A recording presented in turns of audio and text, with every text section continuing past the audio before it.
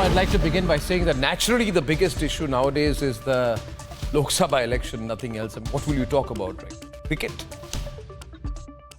Here is the only subject of conversation. Everybody's watching are the election campaign, elections. Sharp comments, left, right and center all the time. And therefore, the point being that everyone wants to know even the littlest detail on politics, who's winning, who's losing. One big issue which emerged in the last 1 week was the early celebration of the anti-BJP group, which said, this time BJP can't come back to power. And if you ask them, why do you feel so? They say basically because there's been a 10% odd drop in voter turnout. I don't know where this 10% drop happened. They said, okay, not 10, at least there's a 7% drop. Begin by saying you should be sad if voters have not turned out. You should not be celebrating, but these Lutyens walas, they were celebrating.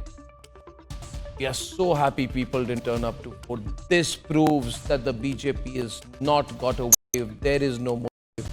There can be no char so far, falana tikana and all that kind of stuff. Now last night I told you that my initial analysis from my research team was that the Election Commission data has bust this fake news factory about the fall in the voter turnout, boomeranging on the BJP. Now a day after the EC released the data on turnout, the entire ecosystem has descended to say now, we don't believe the data.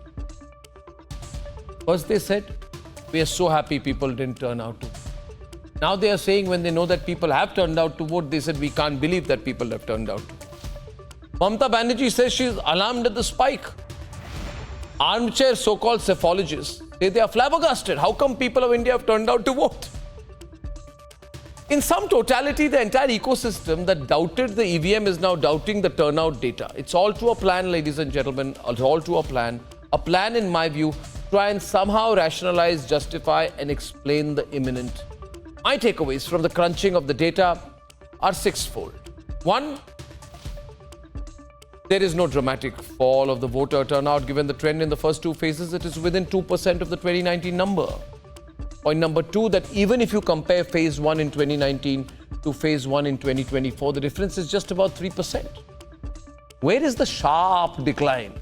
If you compare phase 2 of 2019 with 2024, it's less than 2.5%. So the trend is broadly at a national level, a status quo.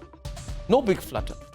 Third, the woman voter is coming out in large numbers. In multiple states, the woman voter factor outdoes male voters, which is telling you an important trend of what the electorate is looking at. Four, the pockets of Wayanad crash. Thiruvananthapuram particularly has seen a sharp plummeting of the turnout. My view is this should concern the Congress. Amethi is yet to be announced, and my feeling is that Rahul Gandhi would feel more than queasy about the turnout in Wayanad crashing like. 5, ladies and gentlemen, my overall takeaway is that the opposition, assisted ably by their fake news YouTuber ecosystem, will try and peddle through everything to justify an eventuality that they are sensing. Viewers, there is only one moral of the story. Don't waste our time on the Soros media and the YouTuber media. Watch solid media like Republic and go out and vote.